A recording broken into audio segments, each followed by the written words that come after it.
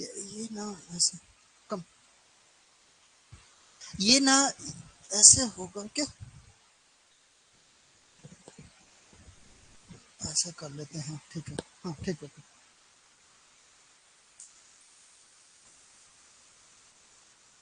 हाँ, hello everyone, how you all? आप सभी कैसे हैं? And today it is your first day for English. Okay, so first of all, सबसे पहले तो आपको इंग्लिश का जो सिलेबस है उसको जानना पड़ेगा, because you have also very limit times. आपके पास अभी बहुत ही लिमिट टाइम है, और उस लिमिट टाइम में आपको वैसे मार्क्स भी बहुत कम का है, लेकिन जब हम कॉम्पिटिटिव एग्जाम में अपीयर होते हैं तब हमारे लिए एक एक मार्क्स बहुत वैल्यूएबल होता है। तो सबसे पहले अभी देखो, अभी हमारे पास मुश्किल से 15-20 दिन का ही टाइम है, और इन 15-20 दिनों में हमको मैक्सिमम आपके सिलेबस को कवर करना है। तो आज मैं सबसे पहले आपका सिलेबस और उसकी स्ट्रेटजी, और हो सके तो मैं बेसिक कॉन्सेप्ट को क्लियर कराऊंगा, और उसके बाद एक एक टॉपिक को हम शुरू करेंगे। तो लेट अस स्टार्ट दैट, शुरू करते हैं। देखो, मैं सबसे पहले आपके सिलेबस को डिस्कस करता हूं। बहुत वाइड सिलेबस है और उसमें आपके 10 मार्क्स रहेंगे, और हम कोशिश करेंगे कि हमारा बताया हुआ मैक्सिमम मार्क्स आपको उसमें अटेम्प्ट कर सके। Okay, so let start that. मैं आपको आज सिलेबस के बारे में बताता हूं। तो मोस्टली हर एग्जाम में ये आपका जो सिलेबस होगा,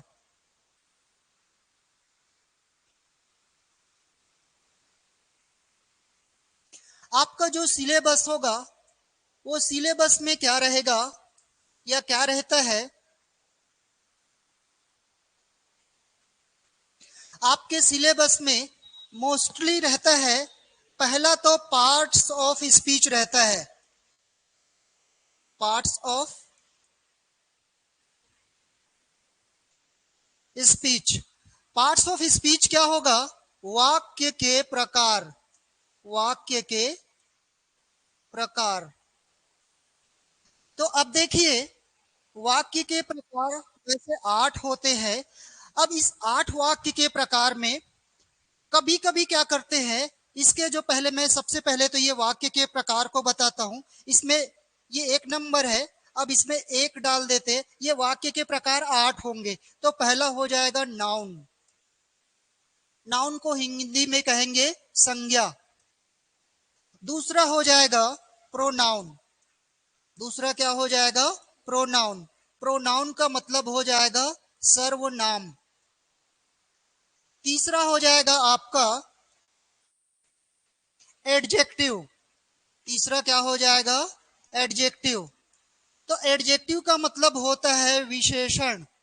एडजेक्टिव का मतलब होता है विशेषण। चौथा हो जाएगा वर्ब। वर्ब का मतलब होता है क्रिया। वर्ब का मतलब होता है क्रिया। अब इसमें देखो, पांचवा हो जाएगा एडवर्ब। तो एडवर्ब में क्या होता है? क्रिया में कोई चीज ऐड किए हैं, तो ये हो जाएगा आपका क्रिया विशेषण। ये क्या हो जाएगा? क्रिया विशेषण। अब देखो, ये छठवां नंबर हो जाएगा आपका प्रीपोजिशन। छठवां हो जाएगा प्रीपोजिशन। प्रीपोजिशन को आप संबंध सूचक अव्यय कहते हैं। इसको कहते हैं संबंध सूचक अव्यय। सातवां हो जाएगा कंजंक्शन। सातवां क्या हो जाएगा? कंजंक्शन। तो कंजंक्शन में हो जाएगा समुच्चय बोधक अव्यय। ये क्या कहलाएगा? समुच्चय बोधक अव्यय। अब इसका लास्ट पार्ट होगा इंटरजेक्शन। लास्ट पार्ट होगा इंटरजेक्शन। शुद्ध हिंदी में विस्मयादि बोधक बोलते हैं। विस्मयादि बोधक। क्या कहते हैं? विस्मयादि बोधक। और नॉर्मली बोलेंगे तो आश्चर्य सूचक। ये क्या कहलाएगा? आश्चर्य सूचक। तो अब देखो, इसमें हम पार्ट्स ऑफ स्पीच तो आप बचपन से पढ़ते आए हो, तो आप बचपन से पढ़ते आए हो, तो पहले का पढ़ना और अब का पढ़ना दोनों में क्या फर्क है? देखो मैं इसमें थोड़ा कुछ बातों को बताता हूं। जैसे आप लोगों ने इसमें देखा होगा, जैसे अभी क्या हुआ था, अभी महिला पर्यवेक्षक का पोस्ट आया था, उसमें क्या किए थे, नाउन प्रोनाउन एडजेक्टिव को रखे थे और वर्ब को रखे थे, प्रीपोजिशंस को नहीं रखे थे। तो अब क्या करता है, जब कोई भी एग्जाम होता है, तो अभी तो इस एग्जाम को ज्यादा प्लानिंग करके नहीं, जल्दबाजी में इस वैकेंसी को निकाले हैं और इंग्लिश के जितने भी कंटेंट होते हैं सभी को शामिल कर दिए हैं। लेकिन देखो इसमें भी, and I am not just talking for this exam, ये एग्जाम को तो मैं तैयारी कराऊंगा ही कराऊंगा, लेकिन कभी भी आप इंग्लिश की तैयारी करेंगे तो उसमें क्या होगा, कुछ उसके पैरामीटर्स होते हैं, उस पैरामीटर्स को आप अपने दिमाग में रख लेंगे।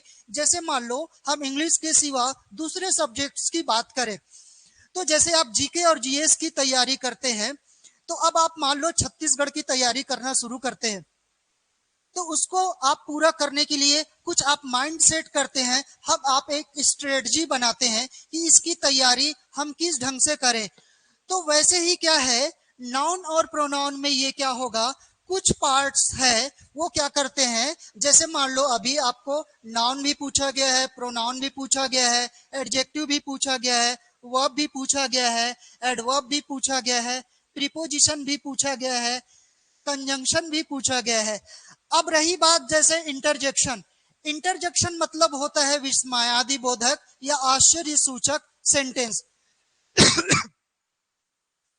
तो ये क्या होगा, इसका यूज ज्यादा नहीं है। ये क्या होगा कि जब हम कोई बातों को देखकर या सुनकर या टच करके आश्चर्य सहसा हमको यूज होता है, अब उस समय जो हमारे जुबान से शब्द निकलता है वही आपका इंटरजेक्शन कहलाता है।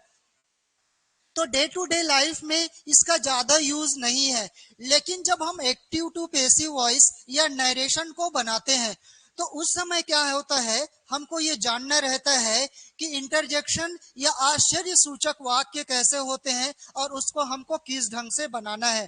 तो अभी देखिए इसको हम डिटेल से बात करेंगे वन बाय वन। इसमें क्या है, आपका नाउन और प्रोनाउन है, नाउन और प्रोनाउन है, ये आपका सब्जेक्ट का काम करेगा।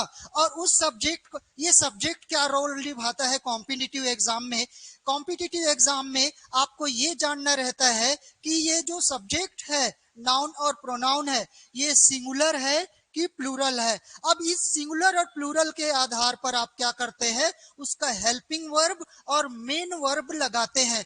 तो आपका नाउन और प्रोनाउन कॉम्पिटिटिव एग्जाम में क्या रोल अदा करता है, आपको ये जानना है कि ये सिंगुलर है कि प्लूरल है। अब ये सिंगुलर और प्लूरल बताऊंगा। अब मैं ड्यूरिंग आपका लेक्चर मैं आपको बताते चलूंगा आपको सेंटेंस को कैसे पहचानना है, आप इसको उसका ट्रिक बताऊंगा। आप बहुत कम समय में आप बहुत कम गलती करेंगे और ज्यादा से ज्यादा चीजों को सीख पाएंगे। तो देखो नाउन और प्रोनाउन आपका सब्जेक्ट का काम करता है, ये क्या काम करता है, सब्जेक्ट का काम करता है। अब इसमें हमको जानना रहता है कि ये सिंगुलर है कि प्लूरल है, सिंगुलर है कि प्लूरल है। अब इस सिंगुलर और प्लूरल के आधार पर हम मेन वर्ब को लगाते हैं, क्रिया को लगाते हैं, मेन वर्ब को लगाते हैं। तो मेन वर्ब को लगाएंगे या तो हेल्पिंग वर्ब को लगाएंगे। जैसे कि मान लो, जैसे हम मान लो इसको नाउन और प्रोनाउन जब आप पढ़ोगे तब क्या होगा, मान लो हम सब्जेक्ट के वे में बात करें, तो सब्जेक्ट के वे में बात करेंगे तब हम उसमें क्या कहेंगे, जैसे I we you they he she it name. तो अब हम क्या करेंगे, जब हम क्वेश्चन देखेंगे तो हमेशा आपके सेंटेंस में I we you they he she it name नहीं दिखेगा, उसमें ऐसा कुछ वर्ड रहेगा जिसको आपको आइडेंटिफाई करना रहेगा। जैसे एग्जाम में पूछा जाएगा ज्यूरी, तो अब इसमें ज्यूरी है तो उसको जानना पड़ेगा कि ये सिंगुलर है कि प्लूरल है। अब आप जब आप इसको सिंगुलर मानेंगे तो आप इसमें क्या लगाएंगे, सिंगुलर हेल्पिंग वर्ब लगाएंगे या सिंगुलर मेन वर्ब लगाएंगे। अभी मेरी बातें आपको पूरी पूरी बातें समझ नहीं आ रही होंगी, जैसे जैसे क्लास आगे बढ़ेगा आपको ये सारी चीजें समझ में आएगा। तो मैंने बताया आपके सिलेबस में पहला पार्ट होता है वो हो जाता है आपका पार्ट्स ऑफ स्पीच, और आपके एग्जाम में ये पूरा पार्ट्स ऑफ स्पीच को पूछा गया है। अब ये क्वेश्चंस कैसे आएंगे इसको मैं बताऊंगा। अब इसी संज्ञा में, इसी नाउन में आपको दो पार्ट ऐड हो जाता है। वो कौन कौन से दो पार्ट है, वो आपका होता है जेंडर और नंबर। जेंडर और नंबर में क्या होता है, स्त्रीलिंग और पुल्लिंग, और नंबर्स में क्या होगा, सिंगुलर नंबर और प्लूरल नंबर। यहां से जरूर एक ना एक क्वेश्चन पूछा जाएगा। और इसमें जैसे मान लो नंबर और जेंडर है, वहां से जैसे नाउन क्या होगा, नाउन का ही पार्ट है, डायरेक्ट नाउन से नहीं आएगा, उसमें से नंबर और जेंडर यहां से क्वेश्चन पूछा जाएगा, जो किसका पार्ट रहेगा, नाउन का पार्ट रहेगा। तो मैंने पार्ट्स ऑफ स्पीच में क्या बताया, नाउन संज्ञा, प्रोनाउन, सर्वनाम, एडजेक्टिव विशेषण, वर्ब क्रिया, एडवर्ब क्रिया विशेषण, प्रीपोजिशन संबंध सूचक, कंजंक्शन समुच्चय बोधक, इंटरजेक्शन विस्मयादि बोधक। तो अब इसको देखिए, अभी मैं पहले सिलेबस के अकॉर्डिंग बात कर रहा हूं, इसको मैं नाउन प्रोनाउन क्या होता है एक कंटेंट में आपको बताऊंगा। अब आगे बढ़ते हैं, इसमें देखिए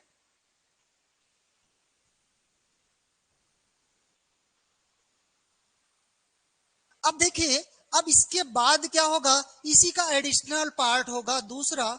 इसमें क्या हो जाएगा, आपके जेंडर पूछे जाएंगे। जेंडर मतलब हो जाएगा लिंग। तो इसमें फेमिनाइन जेंडर, मैस्कुलाइन जेंडर, आप ये जेंडर के अंदर हम पढ़ेंगे। नेक्स्ट हो जाएगा इसी में नंबर्स पढ़ेंगे। इसी में क्या पढ़ेंगे हम, नंबर्स पढ़ेंगे। नंबर्स क्या हो जाएगा, वचन। तो इसमें क्या होगा, इसमें आप डिटेल स्टडी करोगे कि ये सिंगुलर है कि प्लूरल है, ये सिंगुलर है कि प्लूरल है। अब इसमें क्या होगा, जेंडर आप जब पढ़ाई करेंगे तो जेंडर चार होते हैं। पहला होगा मैस्कुलाइन जेंडर, फेमिनाइन जेंडर। इसमें आप क्या क्या पढ़ोगे, इसमें आप पढ़ाई करोगे मैस्कुलाइन जेंडर, फेमिनाइन जेंडर और न्यूटर जेंडर।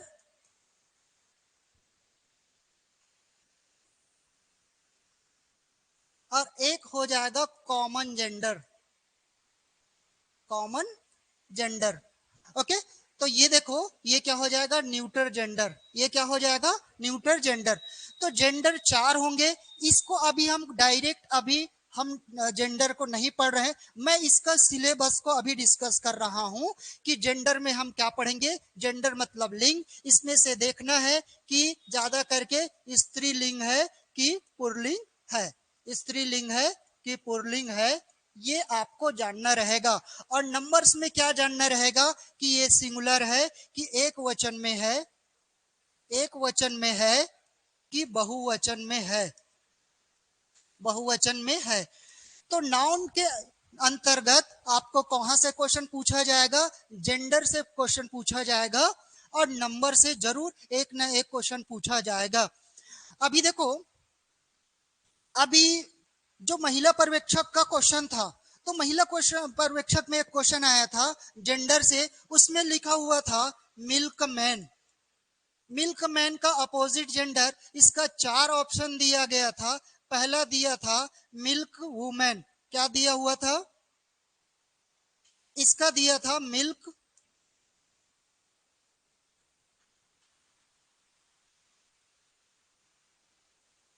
मिल्क,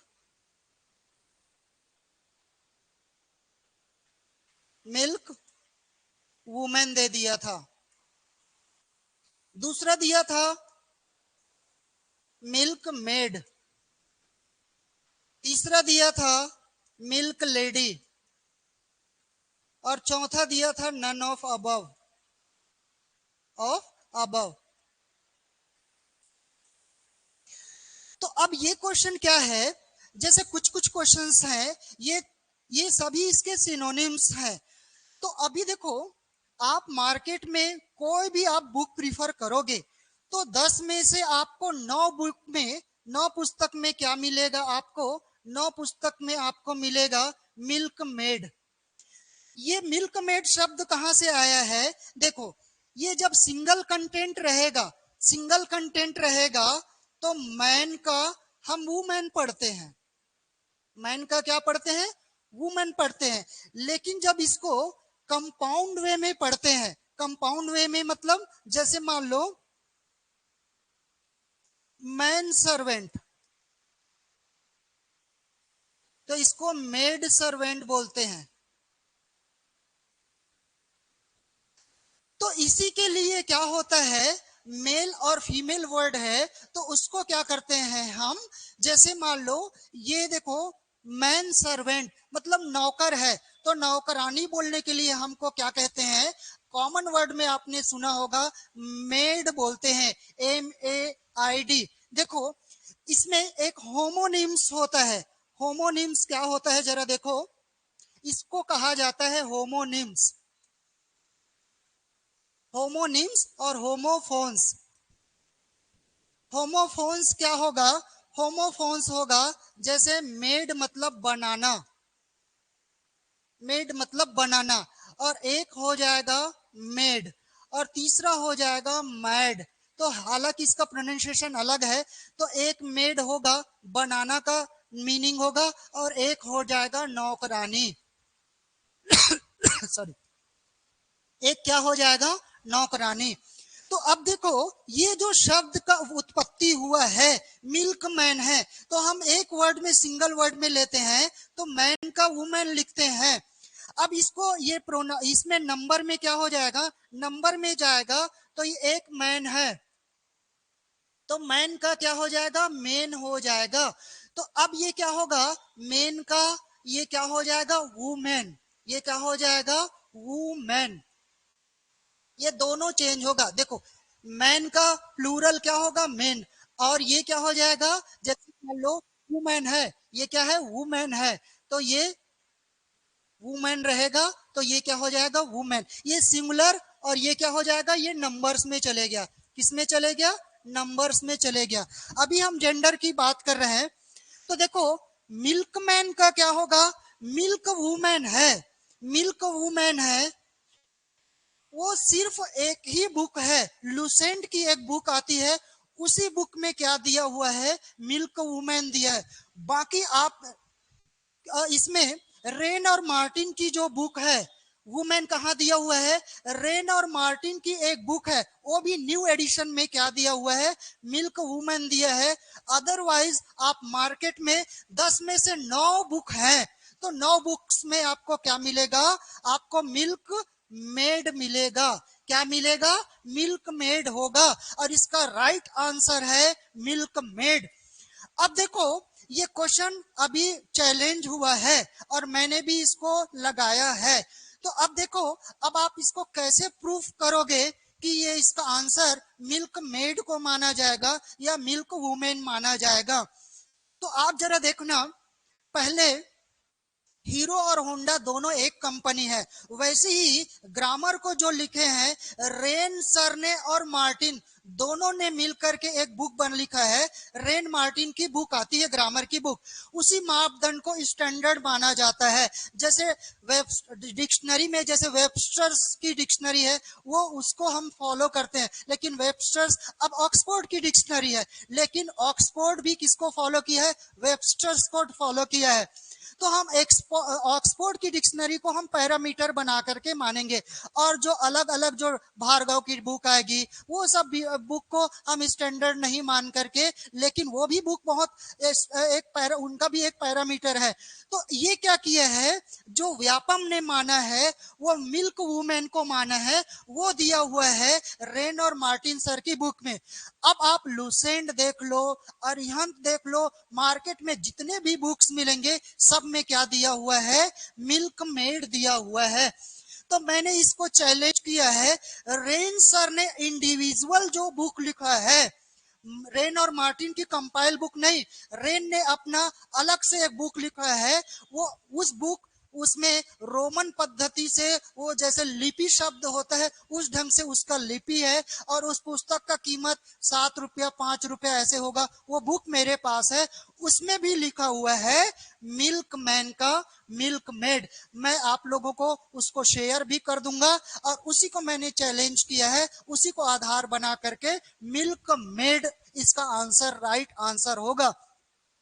अब व्यापम ने माना है, व्यापम ने मिल्क वुमेन माना है, तो मिल्क वुमेन क्या किया है, रेन और मार्टिन की जो कंपाइल बुक है वही एक जगह क्या लिखा हुआ है, मिल्क वुमेन लिखा हुआ है, लेकिन रेन सर ने ओरिजिनल जो बुक लिखा है उसमें भी क्या है, मिल्क मेड है। तो ये क्या होगा जेंडर में, ये क्या होगा, ये क्या है कि ये आपका मैस्कुलिन जेंडर है, मतलब ये पुरलिंग है कि स्त्रीलिंग है, ये पूछा जाएगा। और सिंगुलर और प्लूरल में क्या होगा, ये मैन एक हुआ और ये मैन क्या हुआ, इसका प्लूरल हुआ, यहां से इसका क्वेश्चन बनेगा। तो ये कैसे होगा, ये साधारण शब्द को जो रेगुलर यूजेस होते हैं वैसे चीजों को नहीं पूछा जाएगा। उसमें जैसे मान लो एक पूछा था मॉन्क और नन, मॉन्क और नन पूछा था, तो मॉन्क में भी अलग अलग क्वेश्चन है, तो मॉन्क आपको वो भी क्वेश्चन आया था आपका जेंडर से ही क्वेश्चन है, तो उसका आंसर राइट आंसर आएगा नन, उसका राइट आंसर क्या आएगा, नन आएगा। तो आपको जेंडर से और नंबर से जरूर क्वेश्चंस पूछे जाएंगे, लेकिन ये क्वेश्चंस कैसे पूछे जाते हैं जो हम ज्यादा हैबिट में नहीं होते हैं और थोड़ा कंफ्यूज करेगा, उसका मैं आपको पूरा चार्ट दे दूंगा, उसका पीडीएफ दे देंगे और मैं भी अपने तरफ से करा दूंगा। तो ये हुआ आपका किसमें, पार्ट्स ऑफ स्पीच का ही पार्ट है नंबर और जेंडर। आगे बढ़ते हैं हम। अब देखो यहां से आपको नेक्स्ट आपका क्वेश्चन बन जाता है आर्टिकल से। कहां से क्वेश्चन पूछा जाएगा, आर्टिकल से।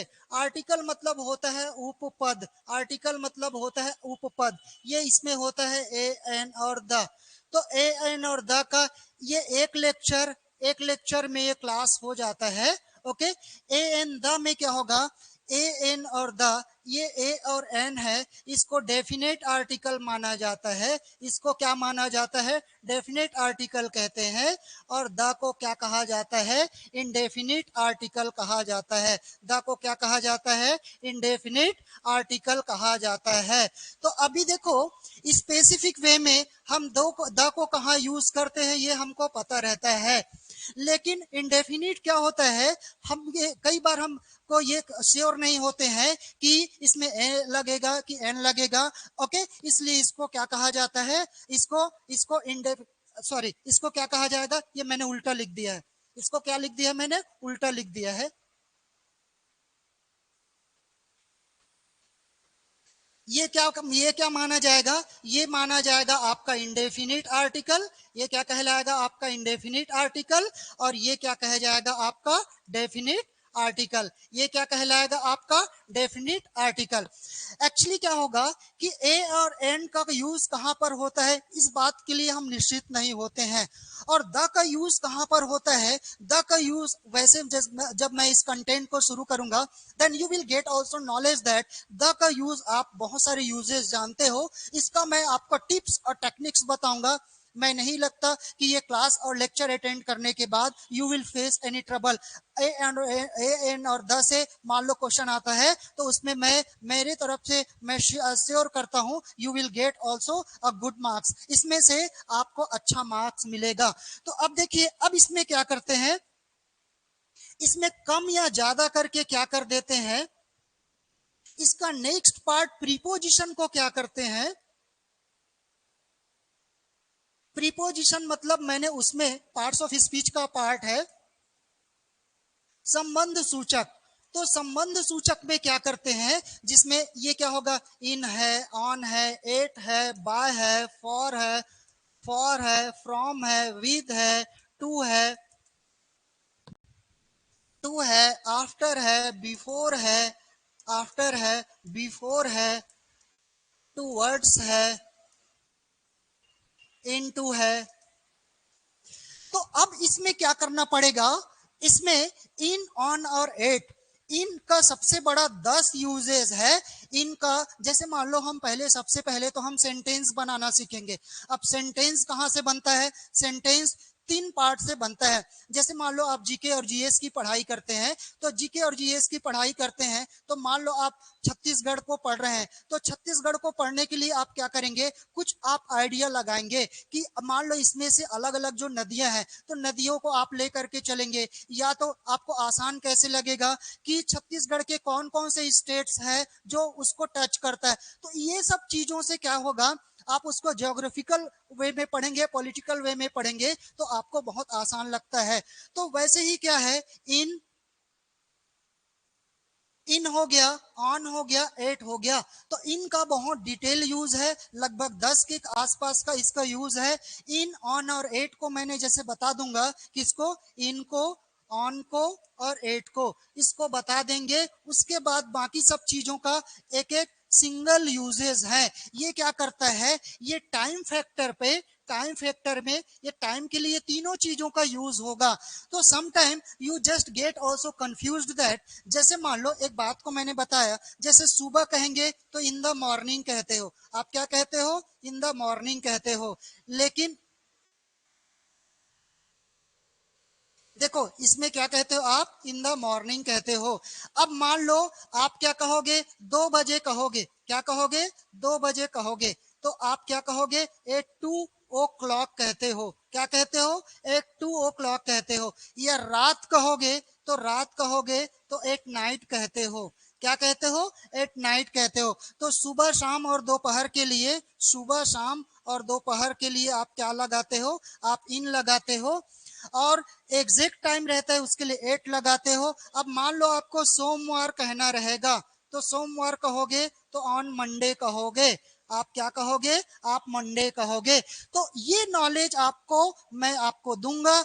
इनका 10 यूजेस है, ऑन का भी यूजेस बताऊंगा, एट का भी यूज बताऊंगा और कंपेयर करके बता दूंगा। इसमें कम से कम प्रीपोजिशन को ठीक ढंग से पढ़ेंगे तो 3 लेक्चर लगता है इसमें, क्योंकि आपके पास टाइम कम है। तो अब इसमें भी क्या होगा, जैसे मान लो कंजंक्शन है, तो अभी एएसआई का एग्जाम आया था, तो एएसआई का एग्जाम है, उसमें मैंने बहुत सारे बच्चों को पढ़ाया था। उसमें से बहुत सारे बच्चे जो फर्स्ट टाइम मेरे से पढ़े हैं, वो जिंदगी में और कहीं अपने नॉलेज से जो भी जानते रहे होंगे, लेकिन मेरे से ही वो पढ़े कि एस कहाँ लगाता है, लगाना है, ई एस कहाँ लगाना है, या मैस्कुलाइन जेंडर क्या होता है, फेमिनाइन जेंडर क्या होता है। उससे और उन बच्चों ने बहुत ही कम समय में बहुत सारे बच्चों का सिलेक्शन हुआ, इस बात का मुझे खुशी है। मैं अभी देखो, अभी इस एग्जाम के बाद मान लो आप इंग्लिश में अच्छा स्कोर करते हैं, और ये क्या करेगा, आपके बाकी जैसे मान लो जीके हो गया, जीएस हो गया, मैथ्स हो गया, रीजनिंग हो गया, उसमें तो बहुत सारे बच्चे क्या करते हैं, एफर्ट लगाते हैं। लेकिन इंग्लिश क्या होता है, बहुत सा मैक्सिमम लोगों का 95 या हम तो कह सकते हैं 98% लोगों का बहुत बड़ी समस्या है इंग्लिश।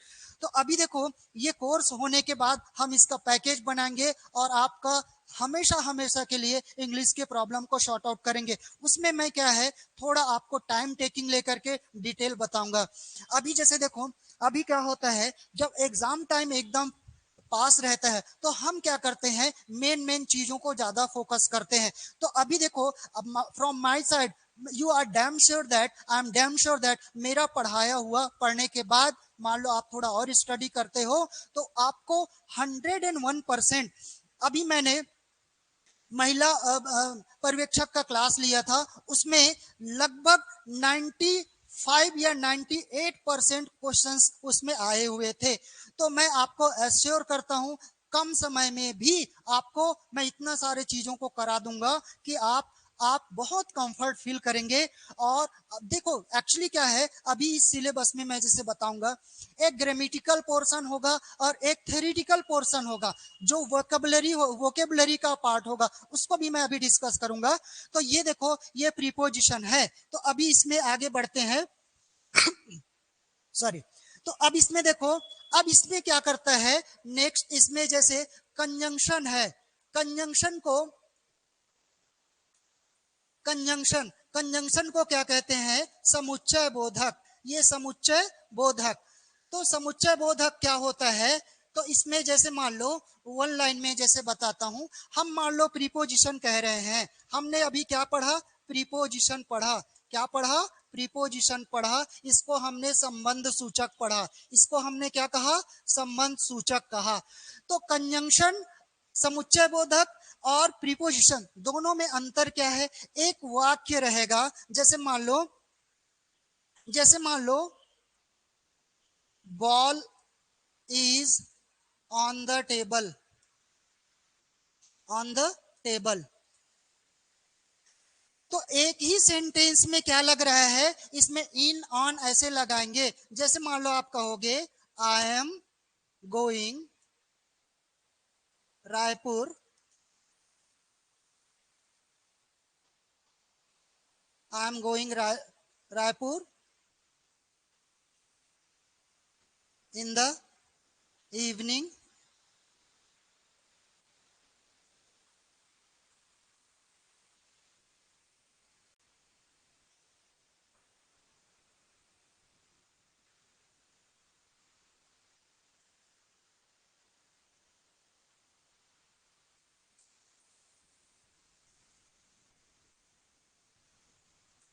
ये शब्द आपके पास है। तो अब इसमें देखते जाओ, इसमें क्या लिखा हुआ है, आई am going, I am going आपका ये बेसिक सेंटेंस है। बेसिक सेंटेंस कहां से बनेगा, या तो टेंस से बनेगा, या तो मॉडल से बनेगा, या तो बी फॉर्म से बनता है, या तो हैव फॉर्म से बनता है। यहां से आपका सेंटेंस का ओरिजिन, जैसे मान लो अभी ये मैं तीसरे बार यूज कर रहा हूं कि ये जो छत्तीसगढ़ है, तो इसमें क्या होगा, अलग अलग नदी कहां से निकला हुआ है, ये चीजों को आप पढ़ते हो। तो वैसे ही जब आप वाक्य बनाओगे तो वाक्य कहां से बनेगा, एक टेंस के आधार पर बनेगा, मॉडल्स के आधार पर बनेगा, एक बी फॉर्म से बनता है, हैव फॉर्म से बनता है।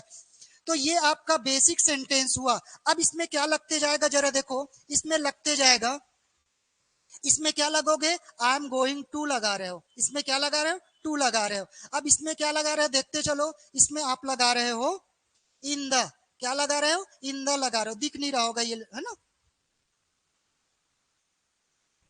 इसमें क्या लगा रहे हैं हम, इन लगा रहे हैं। अब इसमें क्या लगा रहे हो, बाय लगा रहे हो, इसमें क्या लगा रहे हो, बाय लगा रहे हो, इसमें क्या लगा रहे हो, विथ लगा रहे हो। तो देखो ये एक सेंटेंस है, प्रीपोजिशन क्या होगा, एक सेंटेंस रहेगा, एक सेंटेंस में आपको उस सेंटेंस को पूरा करने के लिए आपको क्या लगाना पड़ेगा, इन लगाना पड़ेगा, ऑन लगाना पड़ेगा, एट लगाना पड़ेगा, बाय लगाना पड़ेगा, फॉर लगाना पड़ेगा, फ्रॉम लगाना पड़ेगा, विथ लगाना पड़ेगा। तो जैसे देखो इसको और मान लो, मैंने जैसे बताया, मान लो आप कहोगे, मान लो अभी यहां से घर जाओगे और घर में बात करोगे, तो अब आप क्या कहोगे, आई एम कमिंग, क्या कहोगे, आई एम कमिंग।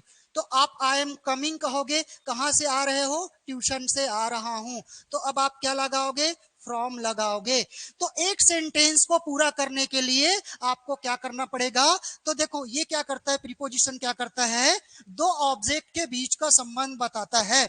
आप जा रहा हूं, ये बेसिक सेंटेंस हो गया, कहां जा रहे हो, रायपुर। तो आप डायरेक्ट नहीं बोल सकते, आप मान लो कहोगे मैं बैठा हूं, आई एम सिटिंग, तो अब आप किस में बैठे हो, चेयर में बैठे हो, तो अब आपका दोनों का पोजीशन बताना पड़ेगा, I am sitting on the chair. तो ये क्या करता है, प्रीपोजिशन क्या करता है, एक वाक्य में, एक वाक्य को पूरा करने के लिए ये क्या करता है, दो ऑब्जेक्ट के बीच का संबंध बताता है, दो ऑब्जेक्ट के बीच का संबंध बताता है। ये क्या करता है, दो ऑब्जेक्ट के बीच का संबंध बताता है। और एक वाक्य को पूरा करने के लिए करोगे, किसके लिए करोगे, एक वाक्य को पूरा करने के लिए। जैसे देखो, I am going to Raipur in the evening by bus with my friend, और चाहे तो आप लास्ट में टुडे लिख सकते हो। तो ये क्या कर रहा है, आप टू लगा रहे हो, इन लगा रहे हो, बाय लगा रहे हो, विथ लगा रहे हो, ये क्या है, आपका प्रीपोजिशन है, संबंध सूचक है। तो ये क्या करता है, एक वाक्य को पूरा करने के लिए आप in, on, at, by, for, from, with ये सब लगाते हो। अब आपको समझना है कि कंजंक्शन क्या है। अब देखो ये मैंने बताया, अब इसमें मैं ऐड करके बताता हूं व्हाट इज कंजंक्शन। अब कंजंक्शन को आप कैसे समझोगे, कंजंक्शन को कैसे समझोगे, तो कंजंक्शन मतलब होता है, मैंने अभी तीसरे बार लिखा है, समुच्चय बोधक। ये क्या है आपका, समुच्चय बोधक। तो अब इसमें देखो समुच्चय बोधक में क्या होगा, इसमें क्या होगा, एंड होगा, बट होगा, सो होगा, बिकॉज होगा, इफ होगा, अनलेस होगा। तो अभी इस महिला पर्यवेक्षक में कंजंक्शन नहीं पूछा गया था, एएसआई के एग्जाम में पूछा गया था। प्री में पहले एएसआई एग्जाम में प्री में नहीं था, कुछ भी क्वेश्चन नहीं था। बाद में क्या कर दिए थे कि नंबर और जेंडर को थोड़ा सा प्री में भी शामिल कर दिए थे और मेंस में भी उसमें क्वेश्चंस था। तो अभी देखो, अब ये क्या रोल करेगा, कंजंक्शन को कैसे समझेंगे, अभी इसका मैं सेंटेंस बताता हूं। कंजंक्शन में क्या होगा, जैसे मान लो Rohit Sharma is a player, ये एक वाक्य हो गया। अब दूसरा वाक्य क्या है, Virat is also a player. आप चाहें तो क्रिकेट प्लेयर लिख सकते हैं, आप क्या लिख सकते हैं, क्रिकेट प्लेयर लिख सकते हैं। तो अब हम इसको जब जोड़ेंगे, तो अब इसको जब जोड़ोगे तो ये कैसे जुड़ जाएगा, ये जुड़ जाएगा Rohit and Virat are players. तो अब प्रीपोजिशन में और इसमें क्या अंतर आया, ये क्या कर रहा है, ये दो वाक्य है, ये दो वाक्य को हमने कैसे जोड़ दिया, इसको आपने जोड़ दिया एंड से, इसको कैसे जोड़ दिया, एंड से। तो कंजंक्शन क्या करता है, ये दो वाक्य को जोड़ता है, और प्रीपोजिशन क्या होगा, एक वाक्य को पूरा करने के लिए आगे के ऑब्जेक्ट को जोड़ने के लिए आप क्या लगाओगे, टू लगाओगे कि इन लगाओगे कि एट लगाओगे कि बाय लगाओगे कि फॉर लगाओगे, ये लगाना पड़ता है। अब इसमें मान लो एक और एग्जांपल देता हूं, जैसे मान लो आपका सेंटेंस है, जैसे मान लो आपको आया Ram is a singer, Ram is a singer, और राम इज अ डांसर। तो राम वाम नाम रहता है, वो बच्चे लोग सीधा साधा रहते हैं, तो इसमें ना नाम थोड़ा बदल देते हैं ना, तो इसमें उस ढंग से जो कूदता फांदता हो इस टाइप का नाम रखते हैं इसमें, है ना, वो नाम से भी थोड़ा लगना चाहिए। नाम को हम थोड़ा क्या कर देते हैं, इसमें डेविड लिख देते हैं, क्या लिख दिए, डेविड लिख दिए। तो अब देखो, डेविड इज अ सिंगर और डेविड इज अ डांसर। तो अब एक आदमी है वो दो काम को कर रहा है, तो अब ये क्या होगा, David is a singer and dancer. So now you all can just also compare both the sentence that, and if you all will just go through also first sentence, so in first sentence there are two doers। First sentence में क्या है, एक काम को करने वाले दो लोग हैं, और सेकंड सेंटेंस में क्या फर्क है, सेकंड सेंटेंस में क्या है, एक इंसान है और काम क्या है, दो है।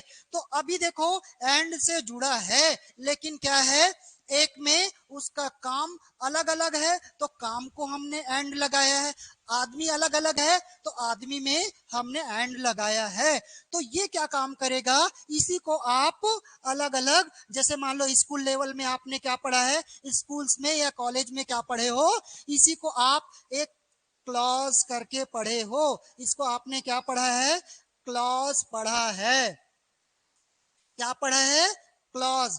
तो ये क्या है कि कोऑर्डिनेटिव क्लॉज या तो मेन क्लॉज या सबऑर्डिनेट क्लॉज, ऐसे आप इसको क्लॉज में पढ़ते हो। ये भी होता है वाक्य, इसका भी मतलब क्या होता है, वाक्य। तो ये देखो कंजंक्शन में आप क्या पढ़ोगे, इसमें आपको पढ़ना रहेगा एंड कैसे लगा, एंड कहाँ लगाना है, या तो बट कहाँ लगाना है, इफ कहाँ लगाना है, अनलेस कहाँ लगाना है, ये चीजों को आप सीखोगे। तो ये मैंने बताया कंजंक्शन से रिलेटेड क्वेश्चंस आपको कैसे पूछा जाएगा। अब चलते हैं आगे। तो अभी देखो ये जितने भी मैंने जो बताया ये पार्ट्स ऑफ स्पीच है। तो अब इसमें क्या करता है कि कभी कभी क्या दे देगा, नाउन और प्रोनाउन देगा, एडजेक्टिव देगा। तो एडजेक्टिव का जैसे क्या रहता है, एडजेक्टिव जैसे मान लो आया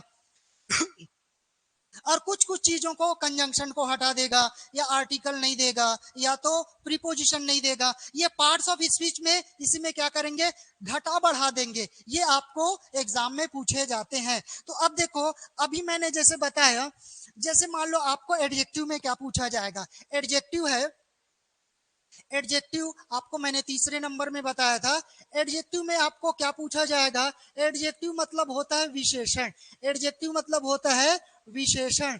तो विशेषण में क्या होगा, इसमें जैसे जो नाउन है, क्या है, नाउन है या तो प्रोनाउन है, नाउन है या तो प्रोनाउन है, नाउन या तो प्रोनाउन, संज्ञा या तो सर्वनाम। तो संज्ञा और सर्वनाम क्या होता है, किसी व्यक्ति, वस्तु और स्थान के नाम को क्या कहते हैं, संज्ञा कहते हैं। अब इसमें मान लो हमने कहा राम या तो रानी, इसमें क्या कहा, राम या तो रानी। वस्तु में हो गया मोबाइल, वस्तु में क्या हो गया, मोबाइल। और स्थान में क्या हो गया, दुर्ग, स्थान में क्या हो गया, दुर्ग। अब रानी या राम को आपने क्या कहा, ही कहा, या इसको क्या कहा, शी कहा, और इसको क्या कहा, इट, और इसको क्या कहा, इट। अब इसकी विशेषता बताओगे तो ये क्या कहोगे, ये गुड कहोगे, या इसको क्या कहोगे, ब्यूटीफुल कहोगे, क्या कहोगे, ब्यूटीफुल कहोगे। मोबाइल को क्या कहोगे, कॉस्टली कहोगे, क्या कहोगे, कॉस्टली कहोगे। या तो क्या कहोगे, मोबाइल को और क्या कह दोगे, हैवी बोल दोगे, क्या बोलोगे, हैवी बोलोगे। और क्या, दुर्ग को क्या बोल सकते हो, बिग बोल सकते हो। तो अब इसमें क्या करना पड़ेगा, जब आप एडजेक्टिव पढ़ोगे तो इसके गुणों की तुलना करोगे, व्यक्ति है, वस्तु है, स्थान है, इसके गुण को कंपेयर करोगे, तो ये कहलाता है आपका डिग्री। ये क्या कहलाएगा, ये कौन से पार्ट में चले जाएगा, ये कहलाएगा आपका डिग्री। ये क्या कहलाएगा, डिग्री। डिग्री मतलब होता है दशा। अब ये होता है 3 डिग्री होगा, एक क्या हो जाएगा, पॉजिटिव डिग्री, एक क्या हो जाएगा, पॉजिटिव डिग्री, एक क्या हो जाएगा, कंपेरेटिव डिग्री, एक क्या हो जाएगा, कंपेरेटिव डिग्री, और एक हो जाएगा आपका सुपरलेटिव डिग्री। ये क्या हो जाएगा, सुपरलेटिव डिग्री। ये क्या होगा, सुपरलेटिव डिग्री। तो इसमें क्या रहेगा, गुड है, तो इसमें क्या हो जाएगा, बेटर है, इसमें क्या हो जाएगा, बेस्ट होगा। तो इसके क्या होते हैं, इसके 8, इसके 6 रूल्स होते हैं। इसके कितने रूल्स होते हैं, 6 रूल्स बता दूंगा।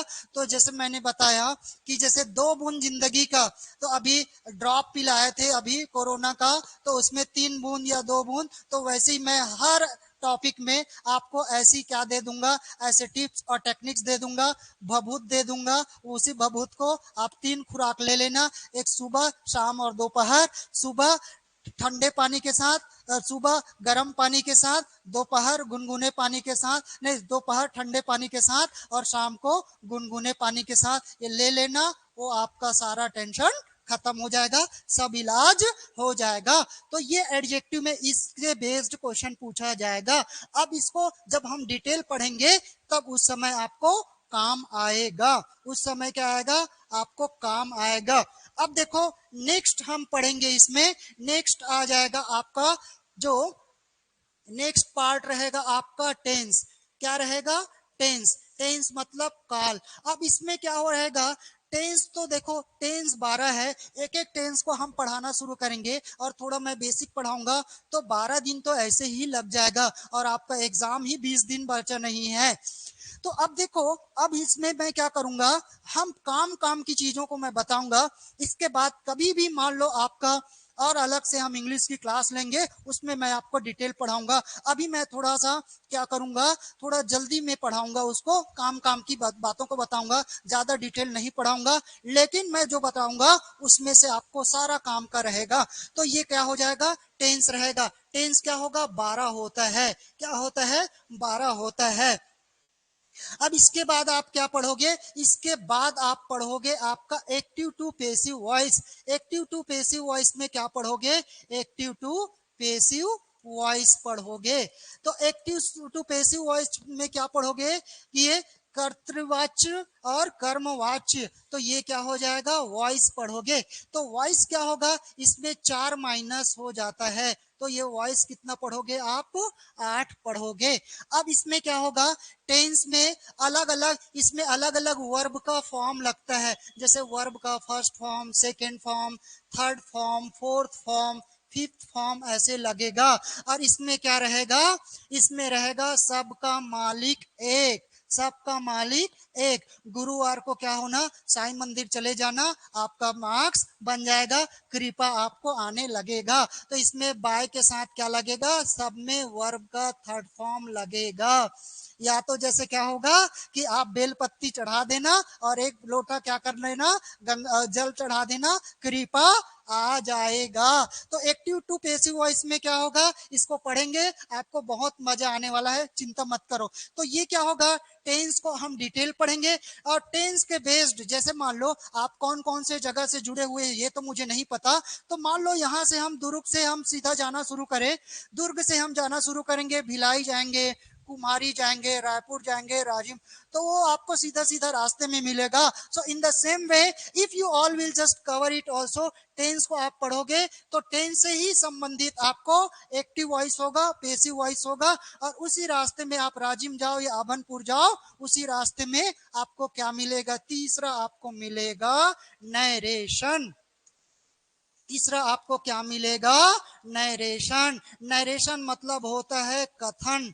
इसी को आप क्या पढ़ते हो, इसी को पढ़ते हो आप direct and indirect speech. Direct and indirect speech, क्या ये क्या होता है, डायरेक्ट एंड इनडायरेक्ट स्पीच।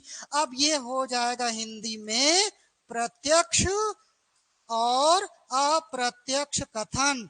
प्रत्यक्ष और अप्रत्यक्ष कथन, अप्रत्यक्ष कथन, प्रत्यक्ष और अप्रत्यक्ष कथन। तो अब इसका यूज कहां पर करते हैं, अभी देखो, अब जब आप नरेशन पढ़ोगे तो मैं उसमें बताऊंगा कि डायरेक्ट और इनडायरेक्ट का यूज कहां पर करते हैं, एक्टिव और पेसिव वॉइस किसको बोलते हैं, और टेंस के बेस्ड सेंटेंस। देखो अभी मैंने जैसे बताया ना, जैसे मान लो शादी बहुत कम दिन बचा है, शादी कम दिन बचा है, तो हम क्या करेंगे, अरे अरे वो उसको छोड़ो यार, तो अपन क्या करेंगे, आपसी आपसी खास खास आदमी को पूछते हैं। तो वैसे ही क्या है, और यही इंटेलिजेंसी है। और अभी तो क्या है ना, जैसे मान लो क्रिश्चियन कम्युनिटी में क्या होता है, मीन्स वहां एक चर्च में चले गए, और या तो उसमें क्या होता है, मुस्लिम कम्युनिटी में क्या है, कबूल है कबूल है, फट से शादी हो जाता है। और पहले शादी क्या होता था, एक एक हफ्ते हम लोग गांव जाते थे, और हो रहा है वो मैंड नाचा हो रहा है, बारात आ रहा है, परघनी हो रहा है, ऐसे एक एक हफ्ता होता था। तो अब भैया आजकल क्या है, शॉर्टकट का जमाना है, दोपहर में रिसेप्शन में चल दो, लड़की लड़का एक साथ आ जाए, दूल्हा दुल्ही एक साथ आ जाए, एक दिन में खत्म। तो वैसे ही क्या है, जैसा देश वैसा वेश, जैसे हमारी परिस्थिति है वैसे हमको चलना पड़ेगा। लेकिन देखो मान लो मैं इंग्लिश पढ़ा रहा हूं, तो मैं इंग्लिश पढ़ा रहा हूं ना, तो मेरी पूरी यूटिलिटी अभी अभी इस एग्जाम के थ्रू नहीं दिखेगा। क्योंकि क्या होगा, इसमें कुछ बच्चों को नॉलेज रहेगा और कुछ बच्चों को नॉलेज नहीं रहेगा। तो जिन बच्चों को नॉलेज रहेगा, क्योंकि मुझे फटाफट फटाफट बताना पड़ेगा, तो जैसे मान लो बढ़िया महंगा डीजे लगाए हैं, क्या लगाए हैं, बढ़िया महंगा डीजे लगाए हैं, बढ़िया डीजे बढ़िया मंगाए हैं। और मान लो बूढ़े लोग क्या करेंगे, अरे अरे चलो जल्दी चलो जल्दी चलो। अरे तो क्या मतलब, हम लोगों को थोड़ी मजा आएगा, बच्चे लोग रहेंगे, अरे ये इसको कहीं ले जाओ यार, ये इसको बूढ़े आदमी को ऐसे करेंगे। तो अच्छा डीजे लगाए हैं, तो डीजे कब मजा आएगा, अरे जब नाचते कूदते जाएंगे, सुबह का शाम हो जाएगा, तब भी हम नहीं पहुंचेंगे, तब डीजे का मजा आएगा।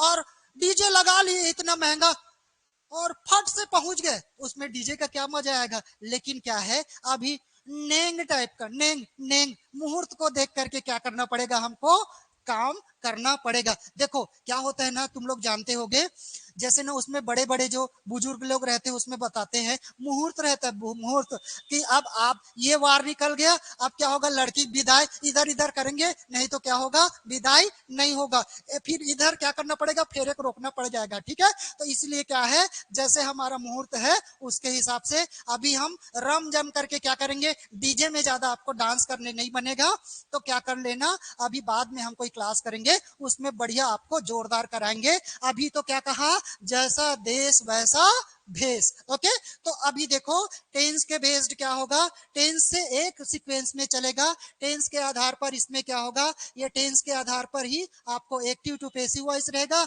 इसमें अलग अलग वर्ब का फॉर्म बदलता है, और इसमें क्या होगा, वर्ब के सबके साथ थर्ड फॉर्म लगता है, और इसमें भी क्या होगा, प्रेजेंट का पास्ट में चले जाता है, ये क्षय होता है, इसको मैं आपको बताते चलूंगा। मैंने क्या बताया, मैं आपको भभूत दे दूंगा, उसी को आप चाट लेना, ओ बस आप ठीक हो जाएगा, मंत्र दे देंगे उसी को पढ़ लेना। ठीक है, तो पहले देखो, तुम लोग मान लो पहले जमाने में पढ़ रहे होते, पहले जमाने में पढ़ रहे होते तो उसको गुरुकुल बोलते, तो गुरुकुल होता तो उसमें पढ़ रहे होते तो क्या होता, उसमें कोई मान लो अग्निबाण मार रहा है तो तुम लोग मंत्र पढ़ते और पानी बाण छोड़ते, तो बस यही मंत्र बता दूंगा, क्वेश्चन को देखोगे फट से बनेगा। देखो स्टूडेंट, ये तो ग्रामेटिकल पोर्शन हुआ, इसका एडिशनल पार्ट और होता है, इसमें क्या होगा, इसी का एडिशनल पार्ट होगा, जिसमें क्या होगा, आपको पूछा जाएगा वर्ब एग्रीमेंट होगा, इसी का आगे का पार्ट क्या रहेगा, वर्ब एग्रीमेंट होगा। वर्ब एग्रीमेंट क्या होता है, वर्ब एग्रीमेंट होगा कौन से सब्जेक्ट के साथ, कौन से सब्जेक्ट के साथ कौन सा मेन वर्ब लगेगा और कौन सा हेल्पिंग वर्ब लगेगा, इसी का नाम है आपका वर्ब एग्रीमेंट।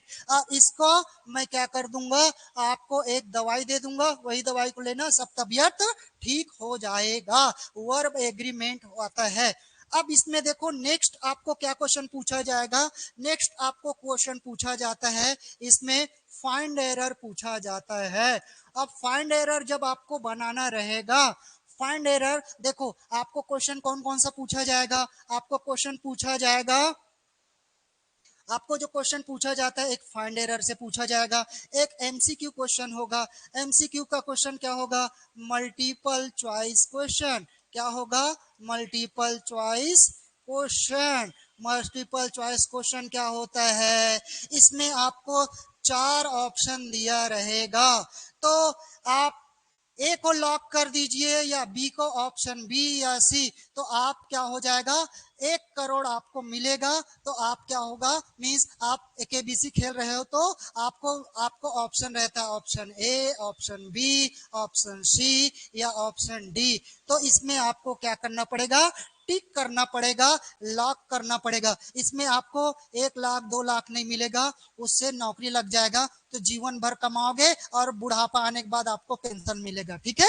उसमें निपटाएंगे नहीं 1 घंटे में 2 घंटे में के बीसी जैसे। ठीक है, तो ये मल्टीपल चॉइस क्वेश्चन आता है। इसी में एक और क्वेश्चन आता है, इसमें क्या होगा, करेक्ट द सेंटेंस, क्या आएगा, करेक्ट द सेंटेंस। ये 3 टाइप का क्वेश्चन पूछते हैं, 3 टाइप का क्वेश्चन पूछते हैं, इसमें क्या पूछा जाता है, करेक्ट द सेंटेंस, क्या पूछा जाएगा, करेक्ट द सेंटेंस। तो इसमें करेक्ट द सेंटेंस कभी कभार ऐसा क्वेश्चन पूछा जाता है, तो ये किसके बेस्ड रहेगा, ये सभी आपका जो पार्ट्स ऑफ स्पीच पढ़े रहोगे, टेंस पढ़े रहोगे, एक्टिव वॉइस पढ़े रहोगे, नरेशन पढ़े रहोगे, उसी के बेस पे आएगा।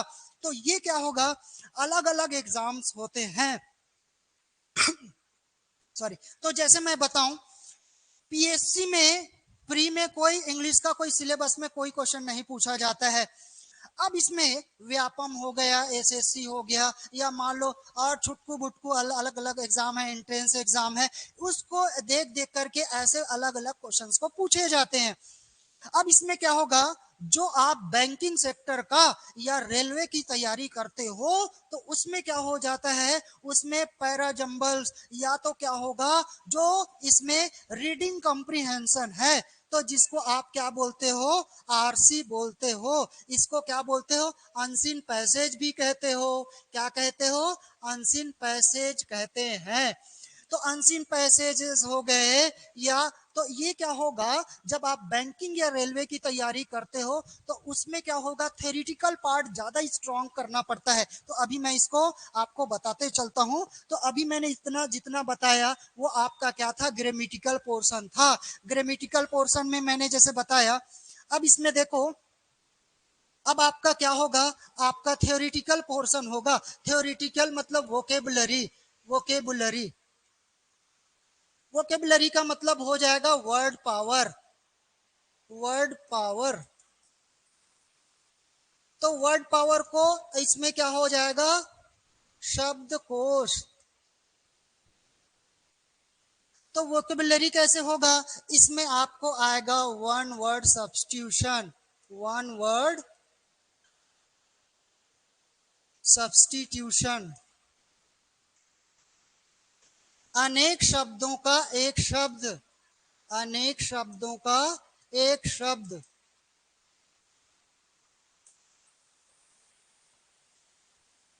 ये वन वर्ड सब्स्टिट्यूशन आएगा। दूसरा क्या पूछा जाएगा, इसमें पूछा जाएगा सिनोनिम्स एंड एंटोनिम्स। इसको ठीक से प्रोनाउंसिएशन करना, सिनोनिम्स एंड सेंटोनिम्स, एंटोनिम्स ऐसे नहीं पढ़ना, एंटोनिम्स। ये समानार्थी शब्द या तो क्या हो जाएगा, विरुद्धार्थी शब्द।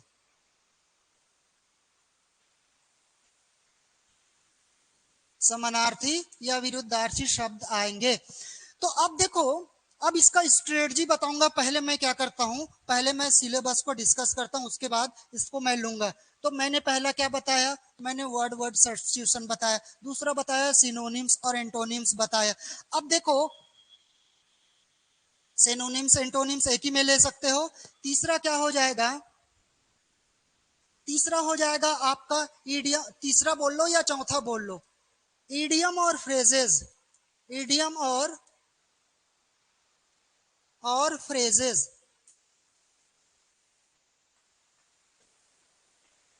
ईडियम और फ्रेजेस, ईडियम और फ्रेजेस क्या होता है, मीन्स लोकोक्तियां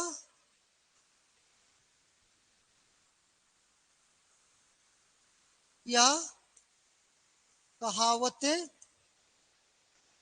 प्रोवर्ब्स, मुहावरे। ये यहां से क्वेश्चन पूछा जाएगा। तो अभी आप दिल थाम के बढ़िए, बैठिए, डरिए नहीं, मैं सब बताते चलूंगा इसको कैसे तैयारी करना है। तो अब देखो, ये ईडियम फ्रेजेस क्या होता है। तो देखो डियर स्टूडेंट्स, जब आप मान लो, हाँ आप हिंदी मीडियम स्टूडेंट्स हो, तो आप हिंदी मीडियम स्टूडेंट्स हो। अच्छा पहले तो मैं ये बताऊं कि इडियम फ्रेजेस क्या होता है। जैसे मान लो, 4 दिन की चांदनी फिर अंधेरी रात, ऐसे करके कहते हैं ना। तो जैसे कि तैसा, क्या कर रहे हो, मैं तो आलू छील रहा हूं, यार तुम तो ईद के चांद हो गए। ऐसे जो शब्द होता है, तो ऐसे जो शब्द होता है उसको क्या कहते हैं, इडियम फ्रेजेस या प्रोवर्ब्स के अंतर्गत आता है। तो अब इसमें क्या होगा, खास करके देखो, इडियम फ्रेजेस ना, जैसे मान लो आपके ज्यादा मार्क्स के क्वेश्चन है तब पूछा जाता है। और खास करके मैंने बताया कि एसएससी में बैंकिंग या तो किसके लिए आएगा, या मींस किसके लिए आएगा, या तो रेलवे में ज्यादा करके ये क्वेश्चंस पूछे जाते हैं। तो ये हो गया आपका इडियम फ्रेजेस प्रोवर्ब्स हो गया। अभी मैंने इसी में कह रहा था आपको, क्या कर रहा था, रीडिंग, रीडिंग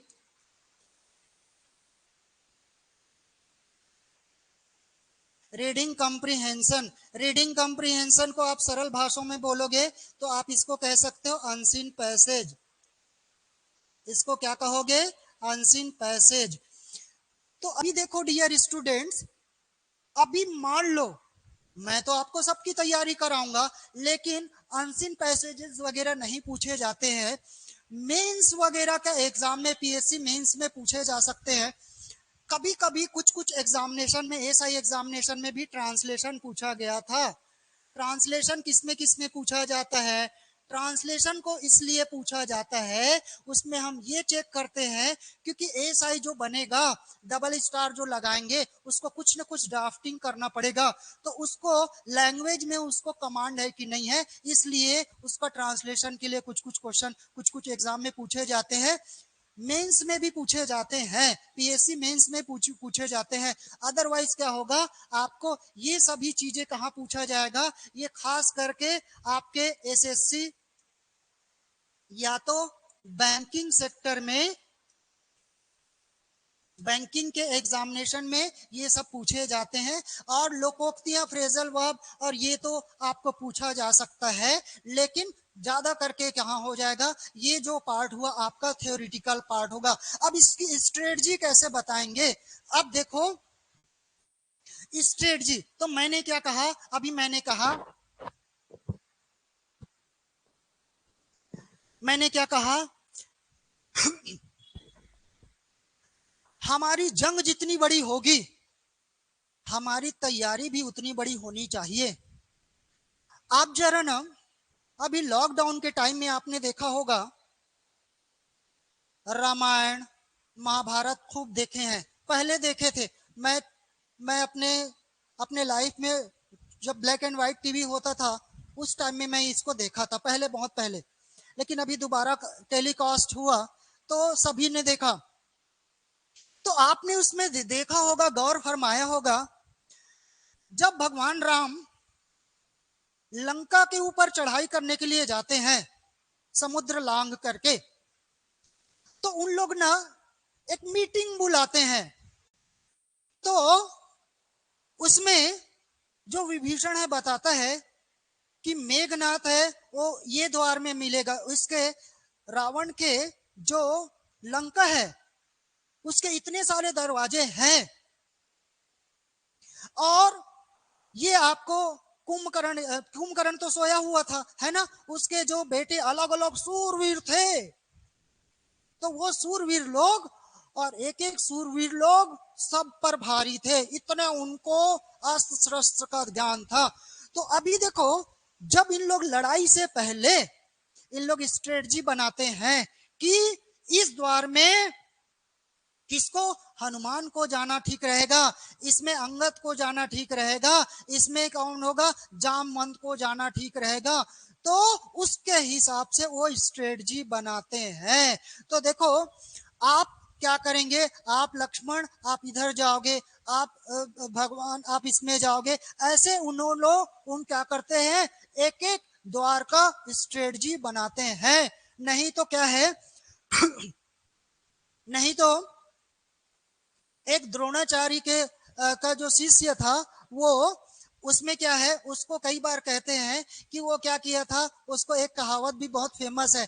तो जैसे देखो, हमको अपने शत्रु का सही नॉलेज नहीं रहेगा, तो हमको अपने शत्रु का सही नॉलेज नहीं रहेगा तो हम शत्रु से परास्त हो जाएंगे। तो आपका शत्रु नहीं है, आपका मित्र है, आपका एग्जाम, क्योंकि कोई भी एग्जाम है, देखो स्टूडेंट्स, अभी फर्स्ट टाइम ऐसे हुआ है कि अभी टेक्निकल को भी, इंजीनियरिंग वाले बच्चों को भी, या पॉली वाले बच्चों का भी व्यापम एग्जाम कंडक्ट करा रहा है। इसका नोटिफिकेशन आया है, लगभग 410 या 20 पोस्ट अभी आया है। तो अब देखो, अब आपके शत्रु, शत्रु मतलब क्या है, 10 मार्क, तो 10 मार्क को अब इतने हमारे सिलेबस है, अब उस सिलेबस में हमको कितना पढ़ना है, कैसे पढ़ना है। अब इसका सिलेबस, पहला मेरी जिम्मेदारी है कि इसका सिलेबस को कैसे आपको पूरा करें। अब ये सिलेबस को पूरा करने के बाद मैंने जैसे बताया कि मान लो आपको क्या आया, आपको आया वन वर्ड सब्स्टिट्यूशन, या तो क्या आया, सिनोनिम्स, या तो एंटोनिम्स आया। तो जैसे देखो, आप कहीं जा रहे हो,